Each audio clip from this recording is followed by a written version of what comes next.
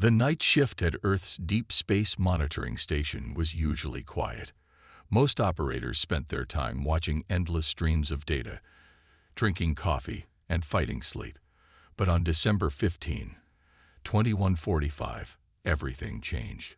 Mark Wilson sat at his station, his eyes growing heavy as he watched the usual background noise of space scroll across his screens. The coffee in his mug had gone cold hours ago. Just as he was about to get up for a fresh cup, his monitor lit up with an unusual pattern. At first, he thought it was a glitch. The signal was unlike anything he'd seen before, too structured to be natural, too complex to be from any known human source. His hand shook as he ran it through the analysis software again. "Sir," he called out, his voice cracking. "You need to see this." Station Chief Robert Brown hurried over, his weathered face showing concern. As he leaned over Mark's shoulder, his eyes widened. "Get me United Space Command. Now." Within hours, the station buzzed with activity. Scientists, military personnel, and government officials packed the control room. They all watched in stunned silence as the message played out across the main screen. A complex series of mathematical sequences followed by clear visual data. The images showed a massive fleet of ships, unlike anything humans had ever built. They were stranded at the edge of our solar system, their sleek forms barely visible against the darkness of space. The message was clear. They needed help. Captain James Walker of the U.S. Horizon received the call at 400 hours. "Captain, report to command immediately," the voice on the comm said. He knew from the tone that this wasn't a drill. The U.S. Horizon was humanity's newest and most advanced spacecraft. Built for deep space exploration, it carried a crew of 200 of Earth's finest. As Walker strode onto the bridge 6 hours later, he found Admiral Thompson waiting for him. "Captain," the Admiral said, "you've been chosen for humanity's most important mission. We have first contact with an alien species, and they're asking for our help." The briefing was quick. The alien fleet had appeared at the edge of our solar system 3 days ago. Their advanced propulsion systems had failed, leaving them stranded. Millions of lives were at risk as their resources dwindled. "But sir," Walker asked, "why us?" "From these readings, their technology is far beyond anything we have." The Admiral smiled. "Sometimes the simplest solutions come from unexpected places, Captain. They've tried everything they know. Maybe they need a fresh perspective." The next 48 hours were a blur of preparation. The Horizon's crew was briefed, supplies were loaded, and final checks were made. Earth's news channels buzzed with speculation, but the military kept the exact details under wraps to prevent panic. As the Horizon prepared for launch, Walker stood at the observation deck, watching Earth grow smaller below them. The weight of humanity's future rested on their shoulders. If they succeeded, it would open up a new chapter in human history. If they failed, they might lose their only chance at peaceful first contact. "All systems go, Captain," his first officer reported. "Course laid in for the outer solar system." Walker took a deep breath. "Send a message to the fleet. Tell them help is on the way." He paused, looking at his crew. "Let's show them what humanity can do." The Horizon's engines roared to life, pushing them toward their destiny. As they accelerated past Mars, Walker couldn't help but wonder what they would find. The aliens' message had been desperate but peaceful. Still, humanity had learned to be cautious. Little did they know, they were about to embark on an adventure that would change the course of human history forever. The simple act of answering a distress call would prove that sometimes the most advanced civilizations need help from the most unexpected places. As the Horizon disappeared into the depths of space, Earth held its breath, waiting to see what first contact would bring. The age of humanity's isolation was about to end, and their place among the stars was about to begin. After 3 weeks of travel, the U.S. Horizon finally reached the alien fleet. The sight took everyone's breath away. Hundreds of massive ships floated in the darkness, their silver hulls reflecting the distant sunlight. Each vessel was at least 3 times the size of Earth's largest spaceship. Captain Walker stood on the bridge, his heart pounding as they approached the central command ship. Its hull was covered in strange markings that seemed to pulse with a faint blue light. The ship's design was unlike anything humans had ever seen. All curved lines and flowing shapes, as if it had been grown rather than built. Receiving transmission from the alien vessel, "Sir," reported Communications Officer Lisa Reed. Her fingers flew over the console as she decoded the incoming signal. A hologram appeared in the center of the bridge. The alien figure stood nearly 7 feet tall, with smooth silvery skin and large intelligent eyes. "I am Ambassador Rise of the Stellar Collective," it said in perfect English. "We welcome the children of Earth." Walker stepped forward. "I'm Captain James Walker of the U.S. Horizon. We're here to help." The alien's expression changed in a way that might have been a smile. "Your quick response to our distress signal gives us hope, Captain. Would you and your chief engineer join us aboard our vessel? We have much to discuss." An hour later, Walker and Chief Engineer Tom Roberts found themselves walking through the alien ship's corridors. The walls seemed alive, shifting colors in response to their presence. Their escort, a junior officer named Beam, led them to what appeared to be a conference room. Ambassador Rise waited inside, along with several other aliens who appeared to be technical experts. The ambassador gestured to seats that formed from the floor itself. "Please, be comfortable. Your technology is incredible," Roberts said, unable to hide his amazement. "I've never seen anything like it." "And yet," Rise replied, "we find ourselves helpless." The ambassador's voice carried a note of shame. "Our entire fleet's propulsion system has failed. Our best minds cannot understand why." The aliens explained their situation. Their ships used an advanced form of quantum drive that allowed them to bend space itself. But 3 months ago, every drive in the fleet had suddenly stopped working. Their automated systems could find no solution. "We've become too dependent on our artificial intelligence systems," one of the alien engineers admitted.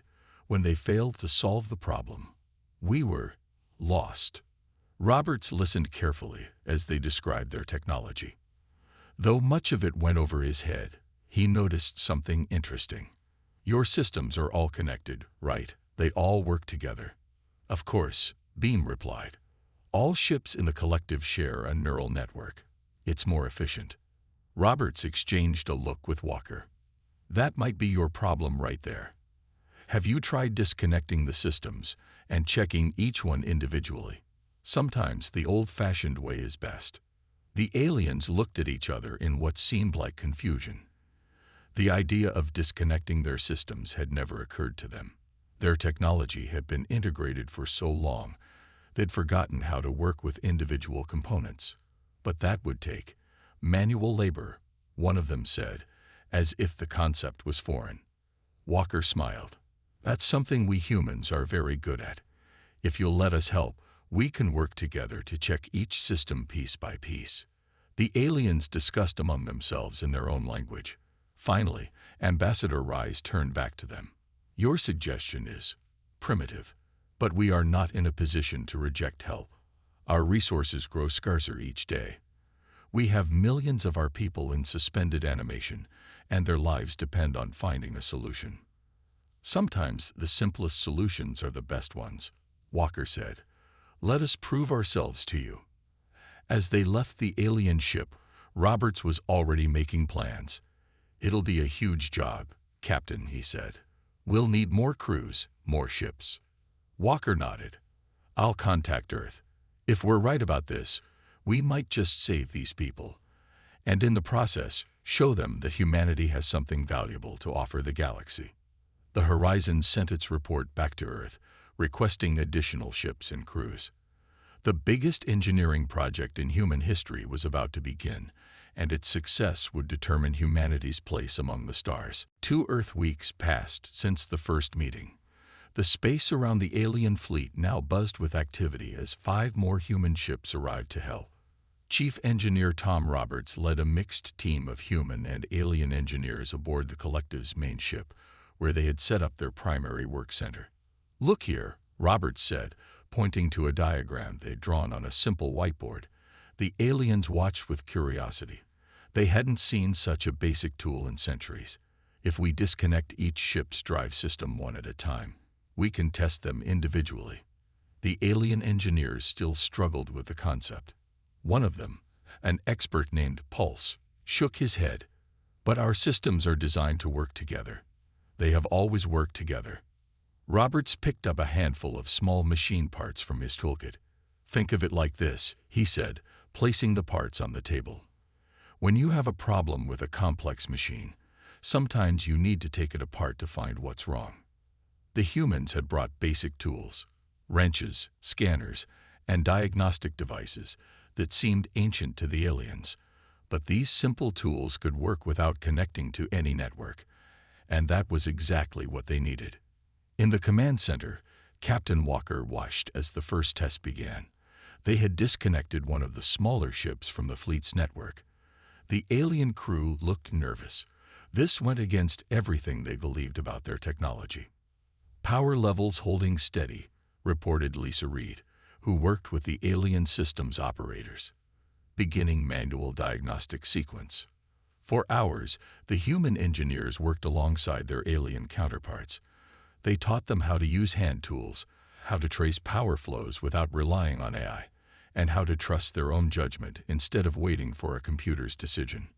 "Found something," Roberts called out late in the day. He pointed to a small component in the quantum drive. "Look at how the energy flows through here. It's creating a feedback loop when connected to the network." The aliens gathered around, their large eyes widening as they studied the readings.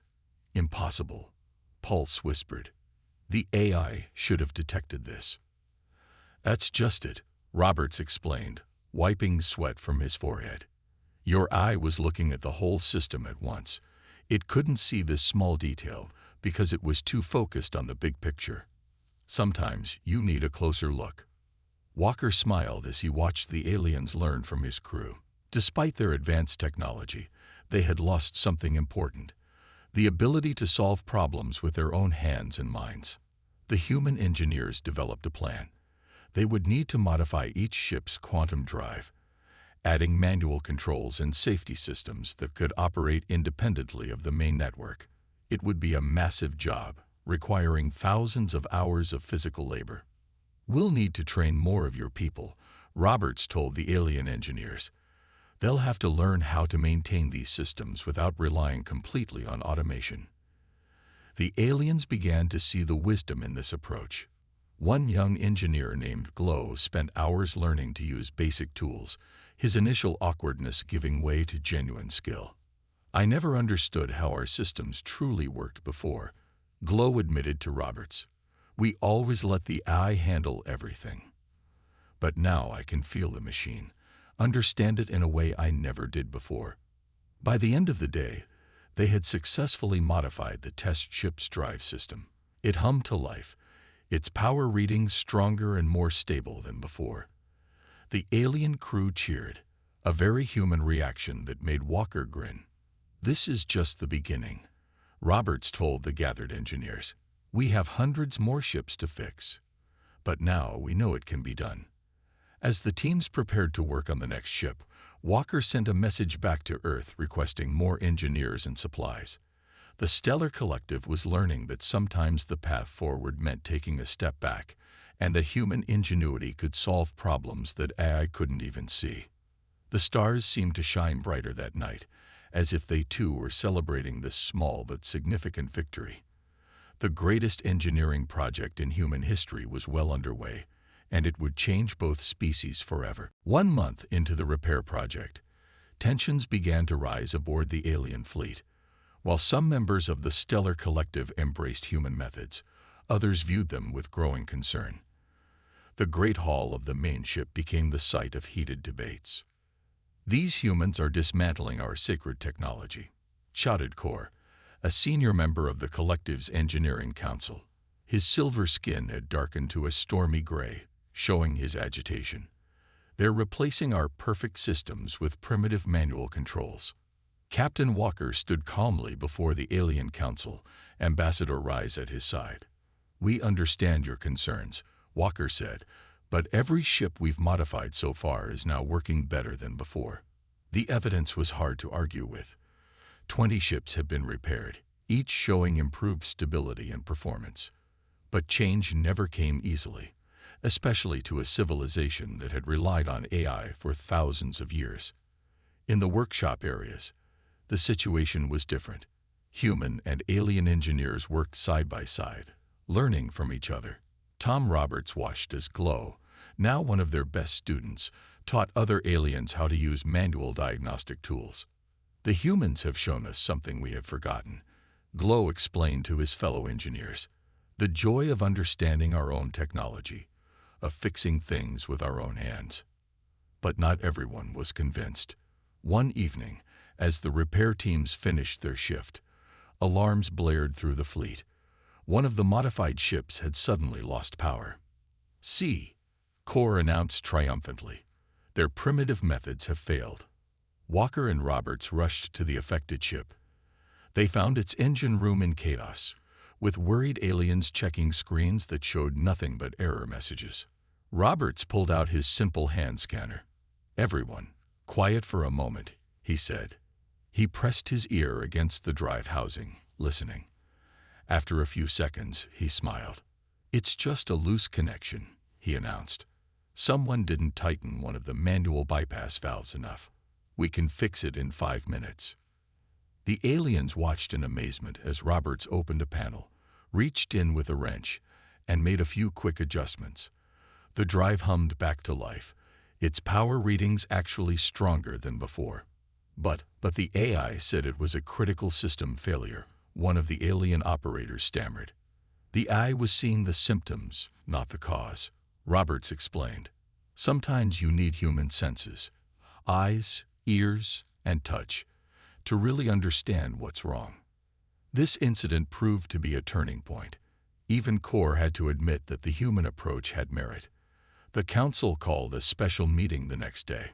Ambassador Rise addressed both human and alien crews. "We have lived so long with perfect technology that we forgot the value of imperfection. The humans have shown us that there is wisdom in staying connected to our machinery, in understanding it at its most basic level." The ambassador announced a new initiative, a cultural exchange program. For every human teaching engineering skills, an alien would teach about their advanced technology. Both species had something valuable to offer. Walker watched as his crew mingled with the aliens during their off hours. Engineers traded stories and jokes, sharing meals, and learning about each other's worlds. The repair project had become something more, a bridge between two very different civilizations. One evening, Core approached Roberts in the main workshop. The alien engineer stood quietly for a moment, watching as humans and aliens worked together on a complex drive component. "I was wrong," Core admitted. "Your methods may seem primitive, but they have taught us something we had lost. The connection between builder and machine, between problem and solution." Roberts smiled and handed Core a wrench. "Want to learn how to calibrate a quantum regulator manually? I promise it's more fun than letting the AI do it." As the two began working together, Walker knew they had achieved something remarkable. They hadn't just found a way to fix the alien fleet. They had found a way to bring two civilizations together, each learning from the other's strengths. The repair project continued with renewed energy, and the stars seemed to shine a little brighter on this new partnership between the people of Earth and the Stellar Collective. 2 months into the repair project, a new crisis emerged. The aliens' main life support ship reported failing systems. Millions of collective members in suspended animation were at risk. Captain Walker called an emergency meeting in the fleet's command center. Ambassador Rise's usually silver skin had taken on a pale, almost transparent quality, a sign of extreme stress among their species. "Our backup systems are failing," Rise explained, pointing to the holographic display. Red warning signals flashed across the giant ship's schematics. "We have perhaps 2 weeks before the stasis pods begin to fail." Tom Roberts studied the readings with a frown. "The ship's too big to repair quickly using our current method. We need a new approach." He turned to the gathered engineers, both human and alien. Any ideas? Glow, who had become one of their best problem solvers, stepped forward. What if we combine our technologies? Use human mechanical systems as a backup while keeping some of our advanced systems online. The next few hours turned into a blur of activity. Teams of engineers worked around the clock, setting up emergency power systems. Human ships docked with the life support vessel, connecting their own power supplies to help maintain the stasis pods. It's not enough, Roberts muttered, checking the power readings. We're barely keeping up with the drain. Sweat dripped from his forehead as he worked beneath a tangle of cables. Walker watched from the command center as more warning lights appeared. We need more power. Contact Earth. Tell them to send every available ship. But help would take weeks to arrive. They had to solve this problem with what they had. In the midst of the crisis, Core, the once skeptical alien engineer, made a discovery. Look at these readings, he said, pointing to his manual scanner. The power loss isn't coming from the systems we can see. It's somewhere in the quantum matrix. Roberts grabbed his tools. Then we'll have to go in and find it. Manually. The aliens looked shocked. Nobody had ever attempted to physically inspect a quantum matrix before. That's incredibly dangerous, Rise warned. The energy levels. We don't have a choice, Walker said. Those are your people in there. We have to try. They assembled a team of the best human and alien engineers. The plan was risky. They would have to partially shut down the quantum matrix, section by section, while keeping enough power flowing to maintain the stasis pods. Hour after hour, they worked. Humans crawled through maintenance tunnels, guided by alien knowledge of the systems. The aliens learned to trust human instincts when the readings didn't make sense. There, Glow shouted after 15 hours of searching. Hidden behind layers of quantum shielding, they found a tiny fracture. Energy was leaking into subspace, causing the power drain. Roberts pulled out a simple welding tool. Sometimes the old ways work best, he said, and began to repair the crack. The aliens watched in amazement as the power readings started to stabilize. The simple repair, combined with their advanced containment fields, sealed the breach. But they weren't done yet. The teams worked for 3 more days, checking every section of the massive ship, installing backup systems, and setting up manual overrides. Finally, Walker received the report he'd been waiting for. Life support stable, Captain. All stasis pods functioning normally. In the main engineering room, humans and aliens celebrated together. The crisis had brought out the best in both species.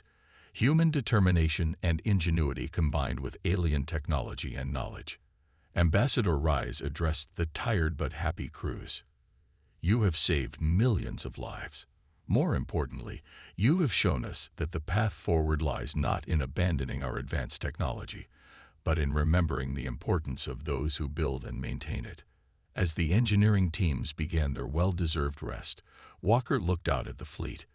They still had hundreds of ships to repair, but something had changed. The aliens no longer saw humans as primitive helpers. They saw them as equal partners. Roberts summed it up best as he cleaned his tools. Sometimes the biggest problems need both the highest technology and the simplest solutions. Together, we're unstoppable.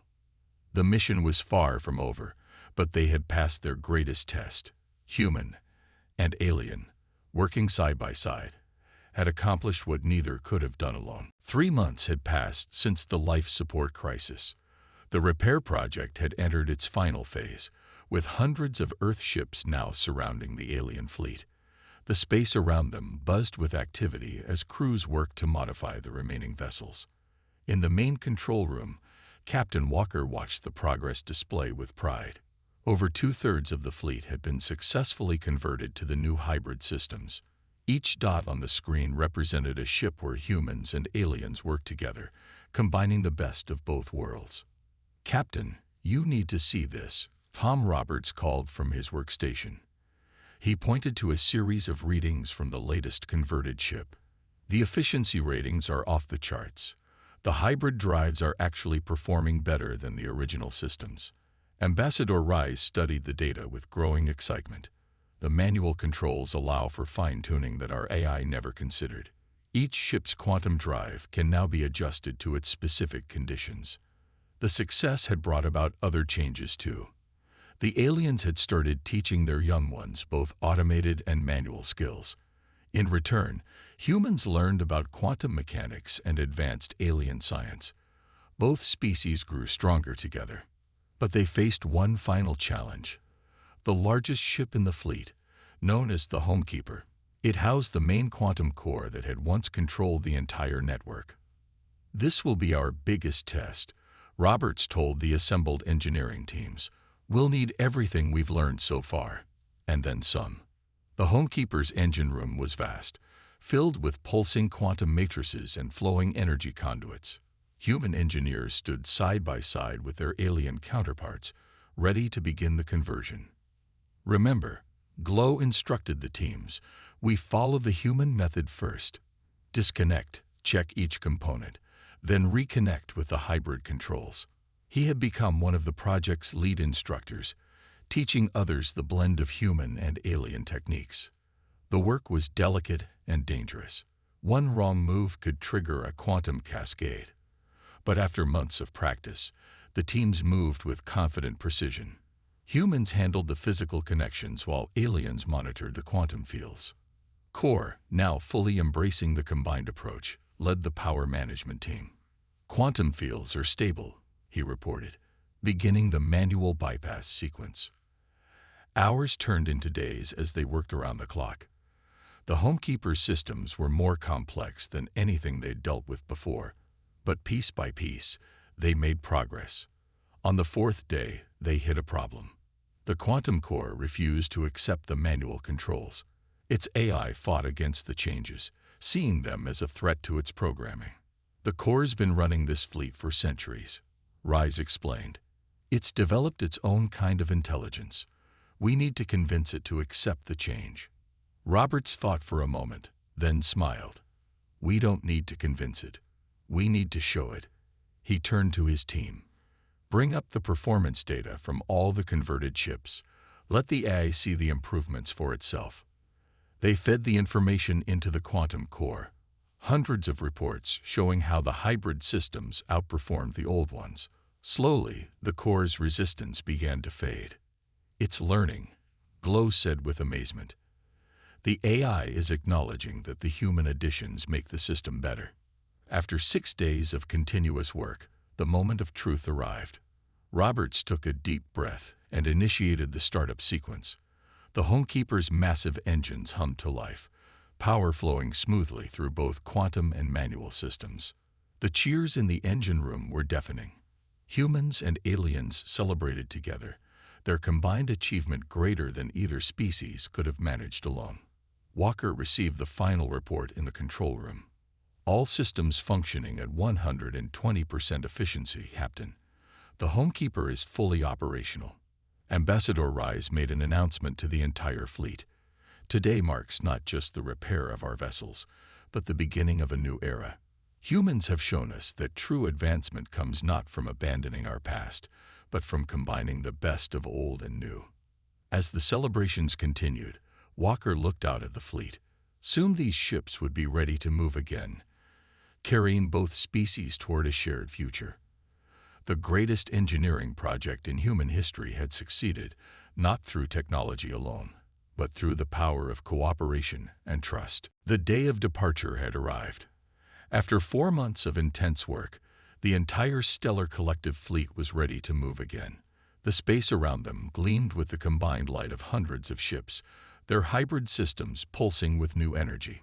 Captain Walker stood on the bridge of the U.S. horizon, watching as the alien vessels prepared for their first synchronized power-up since the repairs began. Earth ships floated alongside them, ready to escort their new allies on the first leg of their journey. "All ships report ready, Captain," Lisa Reed announced from her station. The excitement in her voice was clear. They were about to witness something historic. Ambassador Rise's hologram appeared on the bridge. "Captain Walker, thanks to humanity, our people have a future again. But we'd like to offer something in return." The ambassador's image was replaced by a star map. It showed a route through space, marked with glowing points of light. These are our outposts and friendly worlds. We would like to establish permanent diplomatic relations with Earth. Your people have earned their place among the stars. In the engine room, Tom Roberts and his alien counterparts made final checks on the hybrid systems. The quantum drives hummed with perfect harmony, human engineering and alien technology working together in ways neither species had imagined possible. Ready for power-up sequence, Glow reported. He had become the lead engineer for the collective's new hybrid systems, a symbol of how far both species had come. Core, monitoring the quantum fields, nodded in agreement. All quantum matrices stable. Manual controls responding perfectly.